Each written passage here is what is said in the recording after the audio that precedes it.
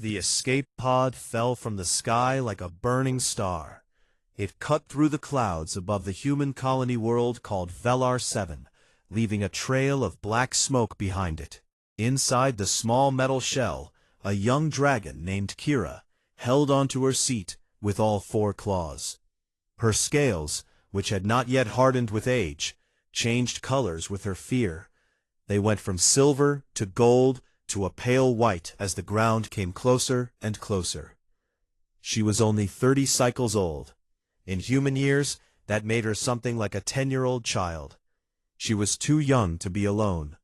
Too young to have watched her parents die just 1 hour ago when the Vrecken raiders attacked their ship. Too young for any of this. The pod hit the ground hard. It tore through trees and bushes before finally stopping in a clearing in the forest. Everything went quiet except for the sound of cooling metal and Kira's own breathing. She was afraid that if she moved, she would find that she was badly hurt. Or worse, she would find that the Vrecken hunters had already found her. But she could not stay in the pod forever. The air inside was getting bad, and she could smell something burning. Slowly, carefully, she pressed the emergency release, then crawled out into the strange new world. The first thing she noticed was the sky. It was blue, not purple like her homeworld. The trees were green instead of red. The air smelled different too. It was thick and wet and full of scents she did not recognize. The second thing she noticed was the pain. Her left front leg was bleeding badly. A piece of metal from the crash had cut deep into her flesh. Her wing membrane was torn too. She would not be able to fly for many weeks, even if she survived that long. And then she noticed the third thing. A small creature was standing at the edge of the clearing, watching her. Kira had been taught about humans in her education sessions. They were a young species from a dangerous planet. They had no natural weapons, no claws, no scales, no venom. They were soft and slow and lived very short lives. The official classification said they were not a threat. But this human was so small, even smaller than her. It had brown fur on its head and large eyes that seemed to hold no fear at all. "You're hurt," the small human said. Its voice was high and clear. Kira tried to speak, but her translator implant was damaged from the crash. It took a moment before it started working again. "Yes," she managed to say. "I am hurt. I am in danger. You should run away, small creature. Bad things are coming." Instead, it walked closer. Kira could see now that it was wearing simple clothes made of some kind of cloth. Its feet were covered in dirty protective shells that humans called shoes. "My name is Danny," the small human said. "What's your name?" "I am Kira of the Drakari." "That's a pretty name." Danny came even closer. He reached out one of his small, clawless hands and touched her bleeding leg very gently. "This looks bad. Does it hurt a lot?" Kira did not know how to answer. No one had ever asked her such a simple, caring question before. On her homeworld, showing pain was considered weak. Dragons were supposed to be strong and proud. "Yes," she heard herself say, "it hurts very much." "Don't worry," Danny said. "My brother can fix you. He fixes everything." Before Kira could ask what he meant, she heard something that made her blood go cold. In the distance, far away, but getting closer, she heard the howl of Vrecken hunters. They were calling to each other, tracking her emergency beacon. She had to run. She had to hide. But when she tried to stand on her injured leg, it buckled under her weight, and she fell back down with a cry of pain. The hunters would find her. They would kill her just like they killed her mother and father. She would die alone on this strange world, far from everything she knew. She would never see her home again, never see her friends, never grow up to become the scholar she had dreamed of being. Tears began to fall from her eyes, real tears. Dragons did not cry often. They were taught that it was shameful. But Kira was just a child, and she was scared. and she could not stop the tears from coming. His voice was calm and sure, like he was telling her something he knew to be absolutely true. My big brother can handle it. Kira looked down at this strange little creature. This human, who was smaller than her, weaker than her, who had no claws or fangs or any way to protect himself. And somehow, for some reason she could not explain, she believed him. "Come on," Danny said. He took her claw in his small hand and started to lead her toward the trees. "My house is this way. It's not far. Can you walk if I help you?" I think so." "Good. Just lean on me. I'm stronger than I look." They moved through the forest together, the young dragon and the human boy. Every step hurt Kira, but Danny kept talking to her in his bright, cheerful voice. He told her about his house and his brother and his favorite foods. He told her about the bugs he liked to catch and the books he was learning to read. He talked like he had known her his whole life, like she was not a monster from another world, like she was just a friend who needed help. Behind them, the howls of the Vrecken grew closer. But ahead of them, Kira could see a small house in a clearing. Smoke was coming from the chimney. There was a light in the window. And standing in the doorway, watching them approach, was a tall human with hard eyes and steady hands. Danny's big brother.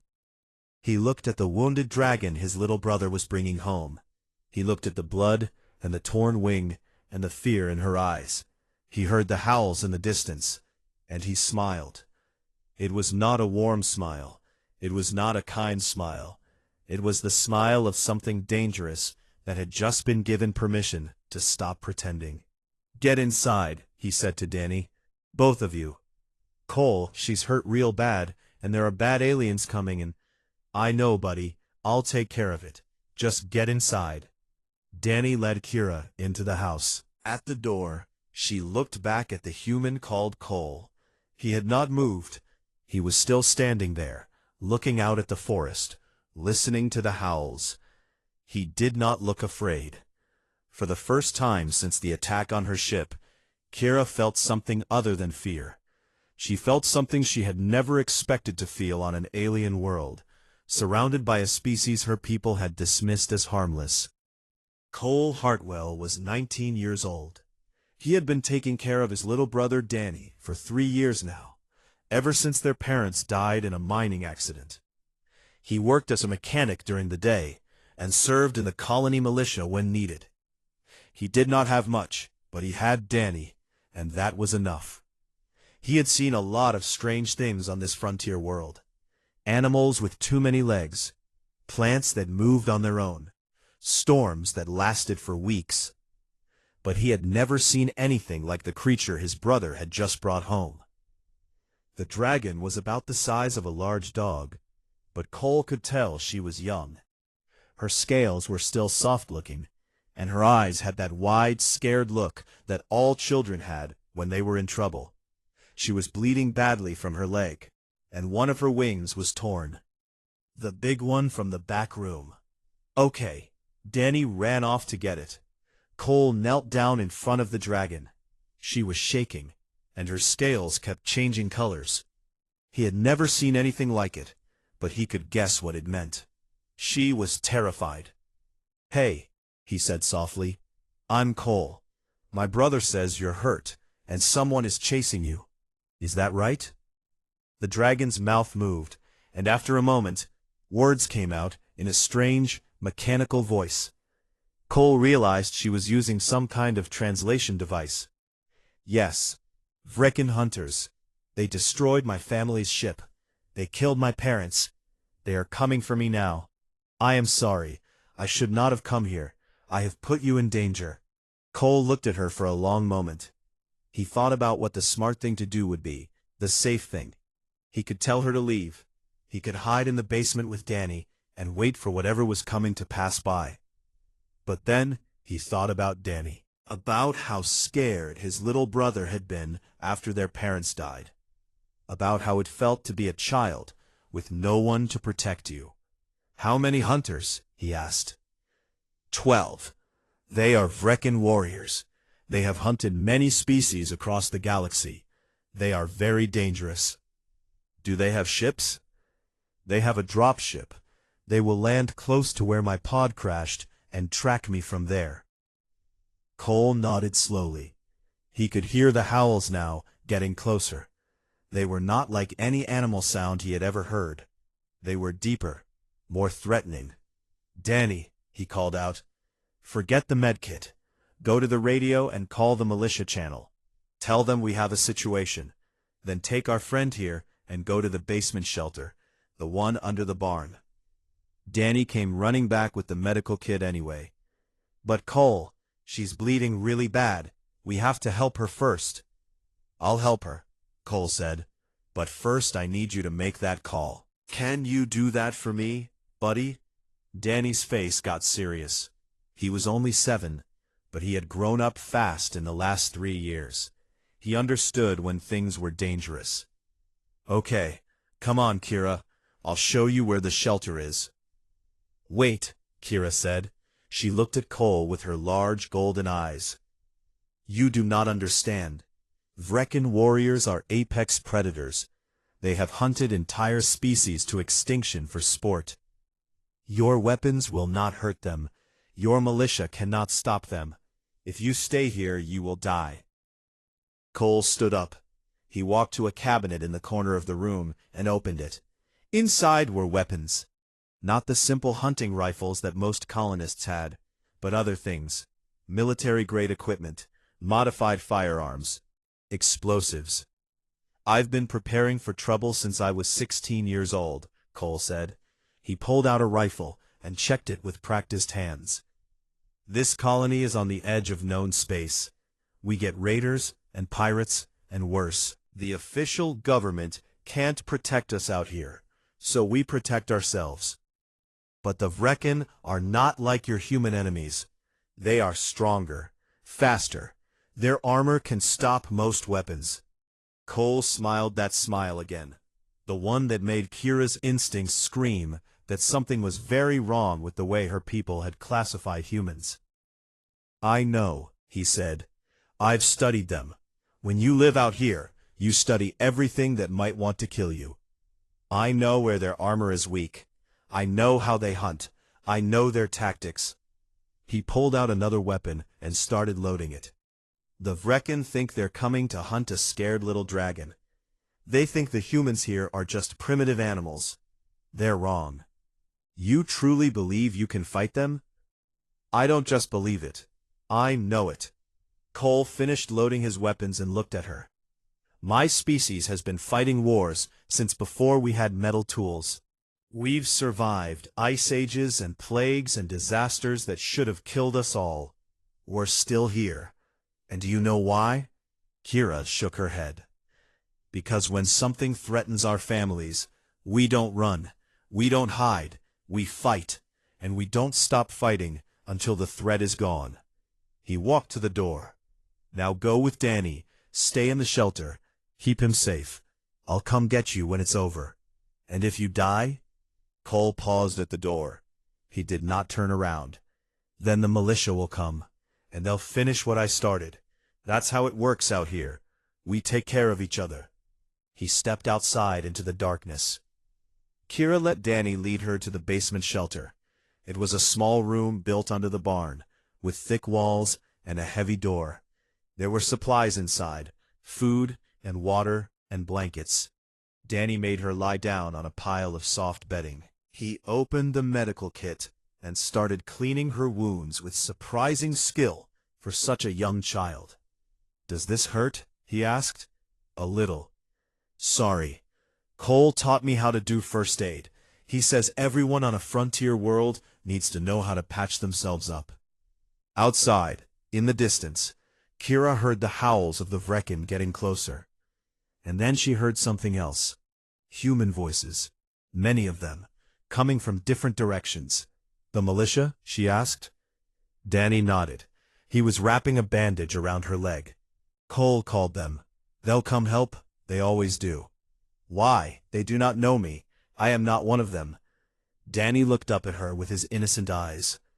You're a kid who needs help. That's what matters. That's what Cole always says.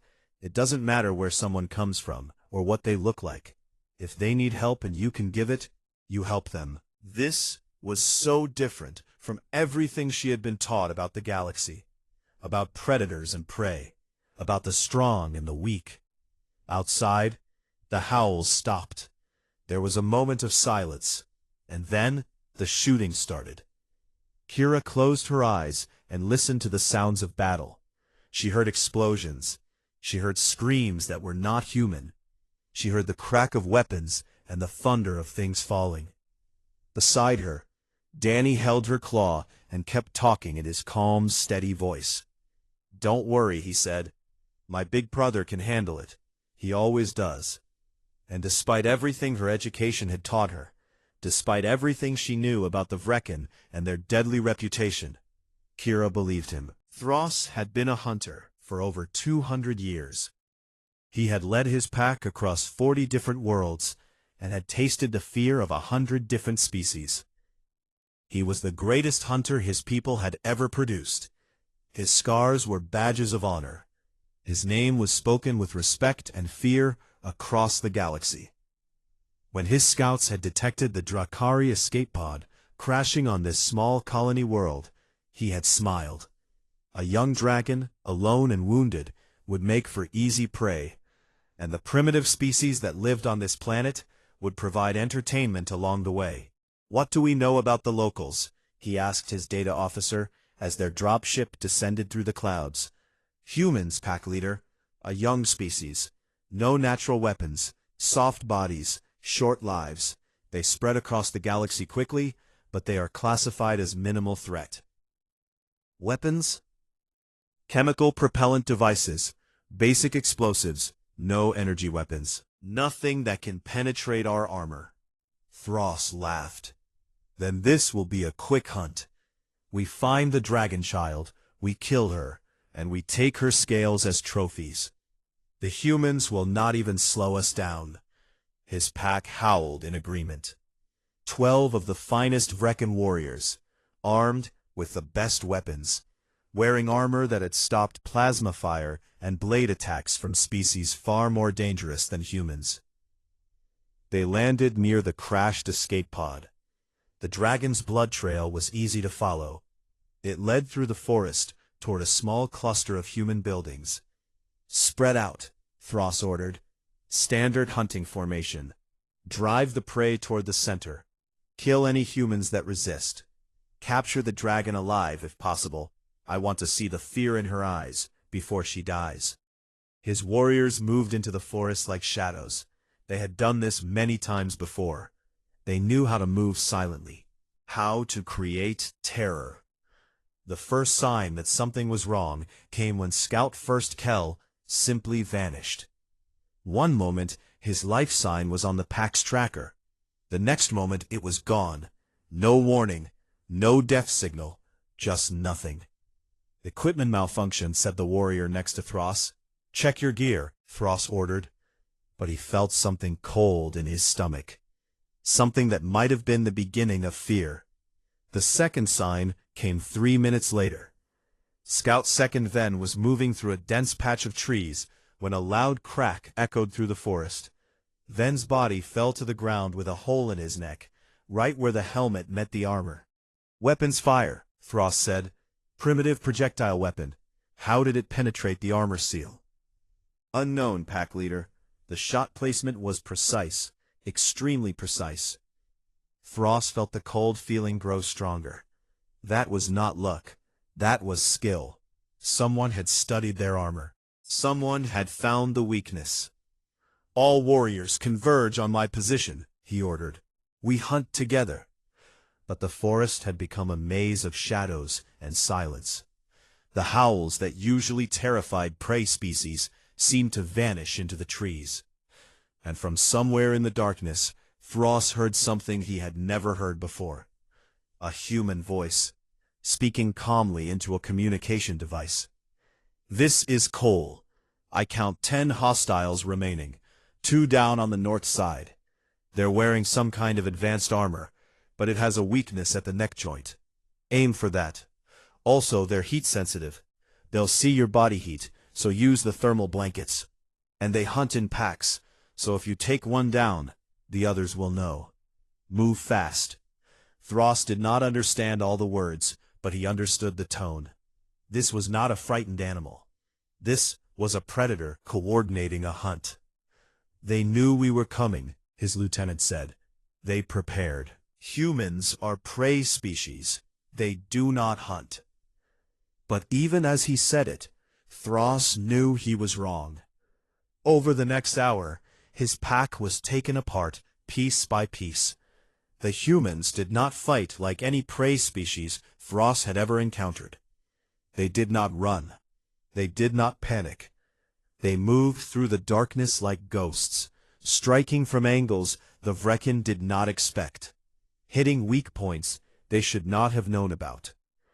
One warrior was brought down by a trap. Another was hit by coordinated fire from 3 directions at once. A third was lured into a kill zone and cut down before he could even raise his weapon. And through it all, Thros could hear that calm human voice on the communication channel, directing the others, sharing information, adapting tactics. Target 6 is moving toward the eastern ridge. Let him go. He's heading toward the minefield. Target 7 is trying to flank around the barn. There are 2 of us in position. Wait until he clears the tree line. Target 9 is getting scared. He's making mistakes. Keep the pressure on. Don't give him time to think. By the time the sun began to rise, Thros was alone.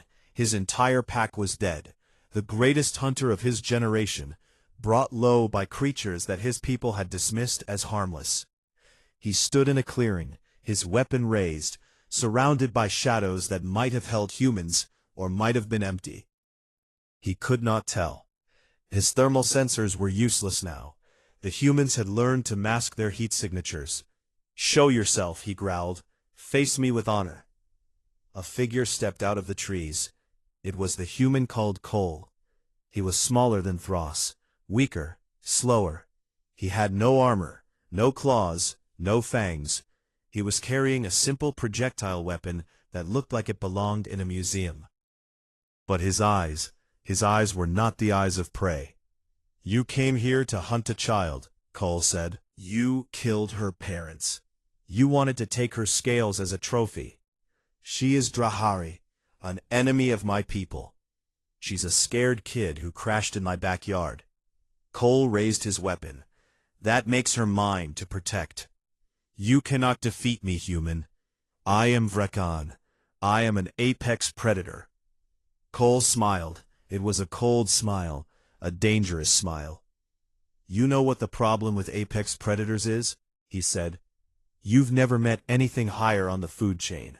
You don't know what it feels like to be hunted." He pulled the trigger. The shot hit Thros in the neck joint, exactly where the armor was weakest. The great hunter fell to his knees, then onto his face. The last thing he saw was the human standing over him, already turning away, already moving on to check on the dragon child he had fought all night to protect. When the sun finished rising over the colony, the forest was quiet. 12 Rakan warriors lay dead. None of the human militia had been killed. Cole walked back to his house. He was tired and dirty, and had more than a few cuts and bruises. But he was alive, and so was his brother. And so was the young dragon they had taken in. That was all that mattered. In the basement shelter, Danny heard the heavy door open. He looked up and saw his brother standing there, looking worn but unhurt. "Is it over?" Danny asked. "It's over, buddy." Danny ran to his brother and hugged him tight.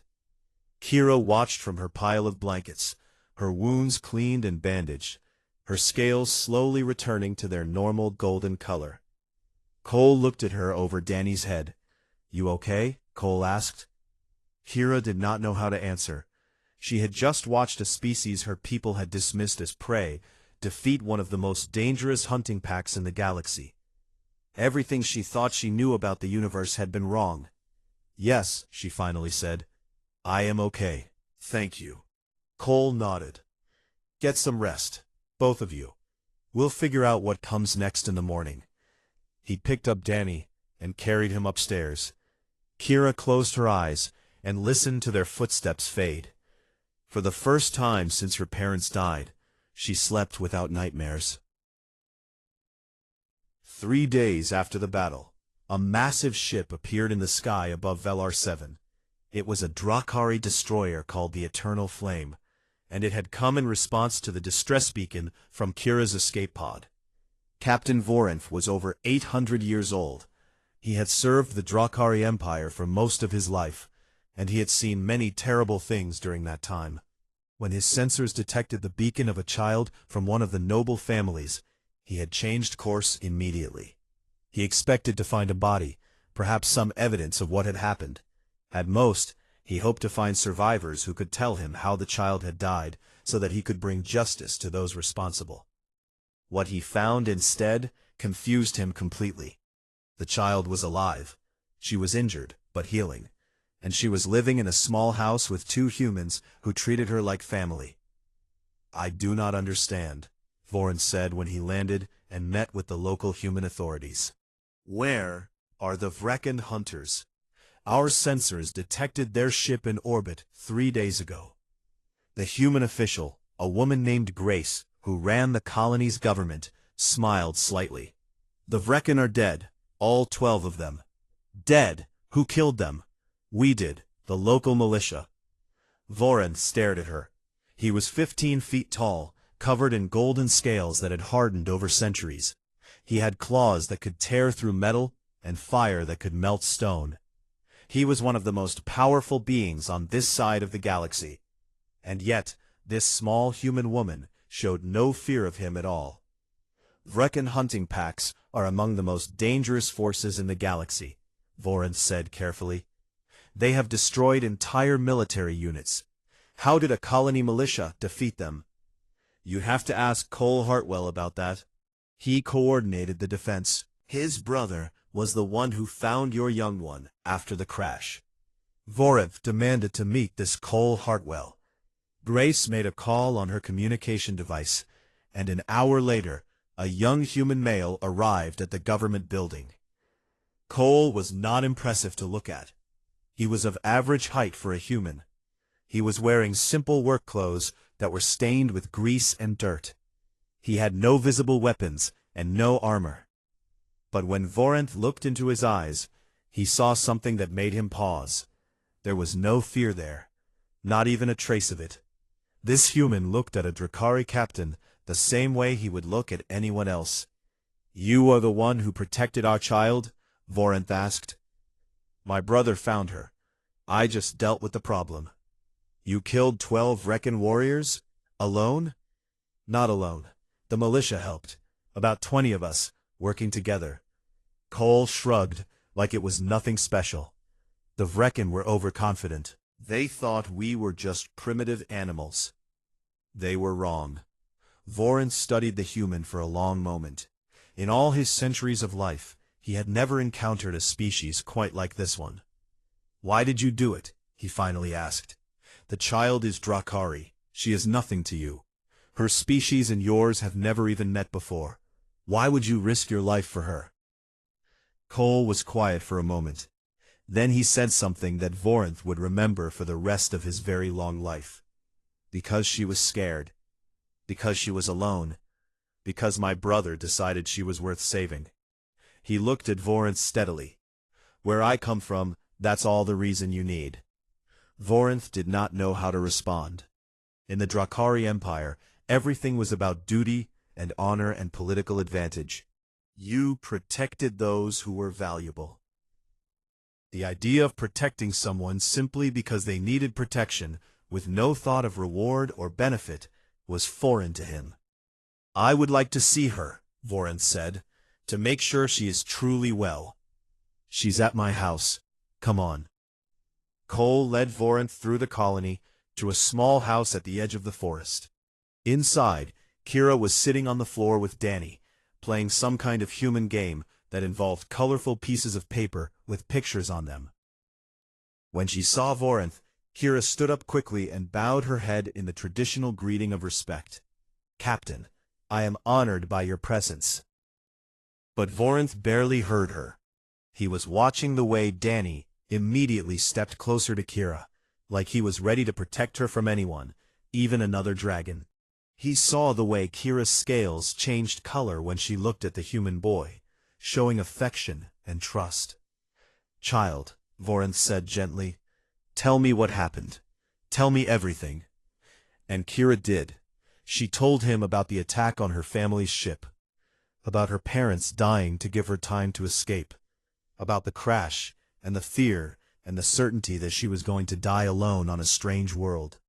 And then she told him about Danny, about a small human boy who found her in the forest and was not afraid, who took her hand and told her that his big brother could handle it. "He stayed with me in the shelter all night," Kira said, "while the battle was happening outside. He was scared too, but he kept talking to me, trying to make me feel better. He shared his food with me. He told me stories. He treated me like I was his friend." She looked at Danny, and her scales flushed with warm colors. "He treated me like I was family." The human was standing in the doorway, watching quietly. "The Vrecken will not let this go," Vorinth said. "You killed one of their greatest hunters and his entire pack. They will want revenge. Let them come. You do not understand. They will send more, many more." Cole smiled. It was not a threatening smile or a cold smile. It was simply the smile of someone who was not afraid. "Captain, I've been fighting to protect my family since I was 16 years old. First it was keeping Danny safe after our parents died. Then it was protecting the colony from raiders and pirates. Now it's this." He nodded toward Kira.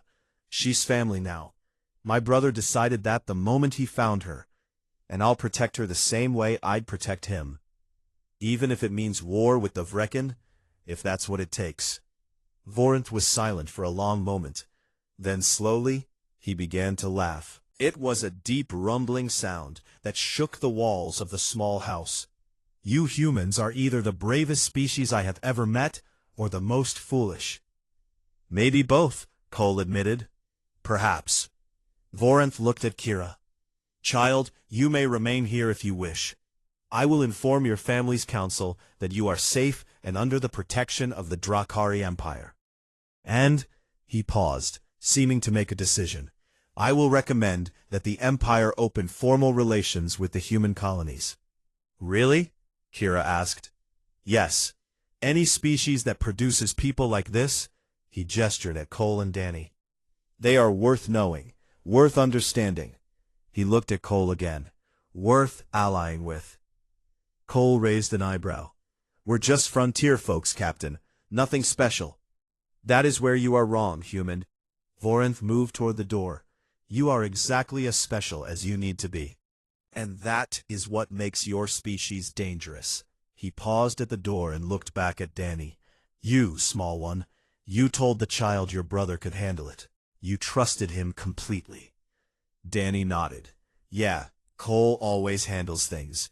And you," Vorinth turned to Kira. "You believed him, a stranger, a member of a species you had never met. You trusted a human child with your life." Kira nodded too. He was kind. That was enough. Vorinth shook his great head slowly. "Perhaps that is the lesson here. That kindness matters more than strength. That protecting the innocent is more important than conquest." He looked at Cole one final time. "Your people may change the galaxy, human. I hope we are ready for it." He walked out into the sunlight, leaving behind 3 people who had become a family, and carrying with him the seeds of something that would grow far beyond this small colony world. The universe was about to learn what humans were really made of. 10 years had passed since the night of the hunt. Kira stood on the balcony of the Galactic Council building, looking out at the city below. Ships from 100 different worlds filled the sky. Beings of every shape and size walked the streets. It was the most powerful place in the known universe, where the fate of civilizations was decided. And she was here, as an ambassador.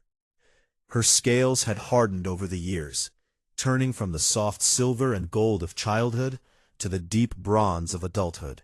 She was tall now, nearly as tall as Captain Vorinth had been. Her wings were strong and whole, and she could fly for hours without rest. But she still kept a small card in her pocket, one of the colorful game cards that Danny had taught her to play with all those years ago. It was worn and faded now, but she carried it everywhere, a reminder of where she had come from, a reminder of why she was here. The door behind her opened, and her assistant stepped out. He was a young Drakari named Torin, barely out of his first century. "Ambassador, the council is ready for you." "Thank you, Torin. I'll be there in a moment." She took one last look at the city, then turned and walked into the building.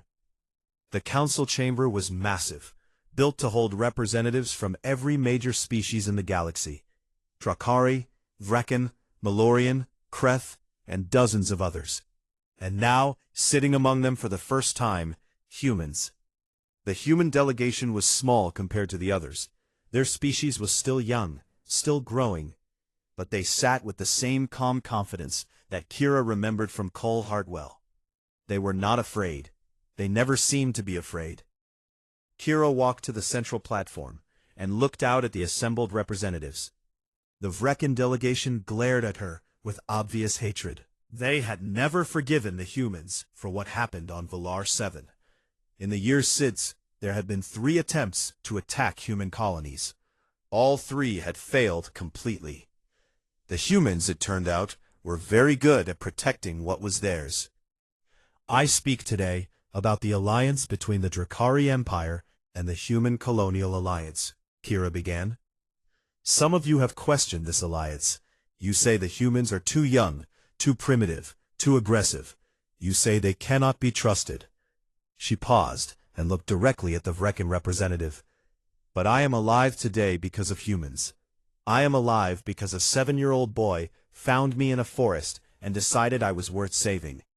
I am alive because his brother went to war against impossible odds to protect a stranger." She looked around the chamber. "In the 10 years since that night, I have studied humans carefully. I have lived among them. I have learned their history and their culture. And I have come to understand something that most of you have missed. Humans are not dangerous because they are strong. They are not dangerous because they are aggressive. They are dangerous because they care. They care about the weak and the helpless. They care about justice and fairness. They care about doing what is right, even when it is hard." The chamber was completely silent. "When the Vrekken hunted me, they saw a prize. They saw a trophy. They did not care that I was a child. They did not care that I was afraid. To them, I was just prey. But when Danny Hartwell found me, he saw someone who needed help. He did not think about whether I could repay him. He did not worry about the danger. He simply decided to help, because that was the right thing to do." Kira felt tears forming in her eyes, but she did not wipe them away. Dragons were not supposed to cry, but she had learned from humans that showing emotion was not weakness. That is what makes humans special. Not their weapons, not their stubborn determination, though they have plenty of that. It is their compassion, their ability to see a frightened child inside an alien form, and decide that child is worth protecting. She looked at the human delegation. Among them she could see Danny Hartwell. He was 17 now, tall and lean with the same kind eyes he had always had. He was wearing the uniform of a cadet from the new Human Drakari Academy, where young people from both species trained together. Next to him sat Cole. He had more gray in his hair now, and more lines on his face. He had turned down every important job that had been offered to him over the years. He still lived on the same colony, in the same house, working as a mechanic. But when their eyes met, Kira saw the same steady strength she had seen on that first night. The same quiet certainty that everything would be okay. "The galaxy is changing," Kira continued. "The old ways of conquest and domination are ending. Species that once thought only of power are beginning to understand that there are better ways to live. And humans are leading that change, not through force, but through example. I have been asked many times why the Drakari Empire chose to ally with humans. Some say it was political, some say it was economic. But the truth is much simpler. She smiled, and her scales flushed with warm colors.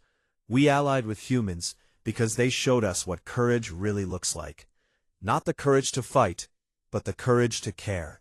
The courage to stand up for the helpless. The courage to say, this child is mine to protect, and mean it. That is the future of the galaxy. Not war and conquest, but compassion and connection.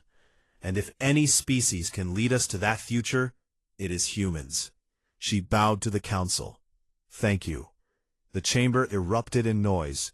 Some of the delegates were applauding, others were shouting questions. The Vrekan representatives stormed out in anger, but Kira did not care about any of that. She walked through the crowd to where the human delegation sat. Danny stood up and hugged her, not caring about protocol or diplomatic rules. That was amazing, he said. It was the truth. Cole watched them with a small smile. When they separated, Kira turned to him. I never thanked you properly, she said, for what you did that night, for everything you did. Cole shrugged. You were a kid who needed help. That's all that mattered. It changed everything. For my entire civilization. For the whole galaxy. Maybe. Cole looked out at the chaotic council chamber. But I didn't do it to change the galaxy. I did it because my brother brought home a scared little dragon and asked me to help. That's it.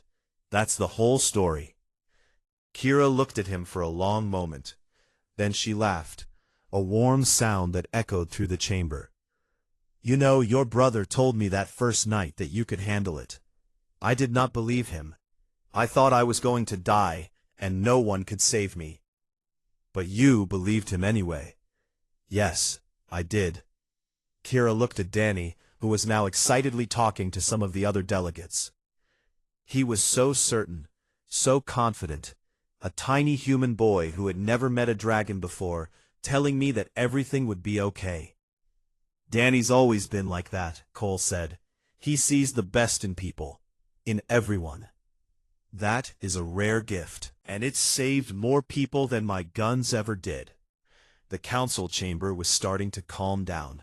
The other delegates were returning to their seats, preparing for the next round of discussions. But Kira stayed where she was, surrounded by the humans who had become her family. She thought about all the years she had spent with them. The birthdays and holidays, the quiet dinners and loud arguments, the way Danny had taught her human games and the way she had taught him to fly on her back. The way Cole had always been there, steady and strong, ready to protect them both. She thought about her parents, who had died so she could escape. She hoped they could see her now. She hoped they were proud. Do you know what I have learned? She said quietly, in all my years as an ambassador? What? That the galaxy is full of fear. Everyone is afraid of something. The weak fear the strong fear each other. Even the mighty Vrekan fear what they do not understand. She looked at Danny again. He was laughing at something one of the other delegates had said, his face bright with joy. But that little boy was never afraid of me. From the first moment he saw me, bleeding and broken and terrified, he was not afraid. He just wanted to help. That's Danny. That is humanity. Kira touched the worn game card in her pocket. You do not let fear control you. You do not let the darkness win. No matter how scary things get, you reach out your hands and try to help. She looked at Cole with ancient eyes and a young face. She would live for thousands of years. She would watch Danny grow old and eventually die. She would watch Cole pass away long before that. It was a grief she had already accepted. But she would never forget what they had given her. Thank you, she said, for everything. It was a simple gesture, but it meant more than all the diplomatic speeches in the universe. Family takes care of family, he said. That's all. And that, Kira thought, was the most human thing of all. The council continued their debates. The galaxy kept spinning. Wars were fought and treaties signed. Civilizations rose and fell. But the story of a little boy and a scared dragon spread across the stars, growing bigger with each telling. And every time it was told, the message was the same. Do not be afraid to care. Do not be afraid to help. Do not be afraid to love.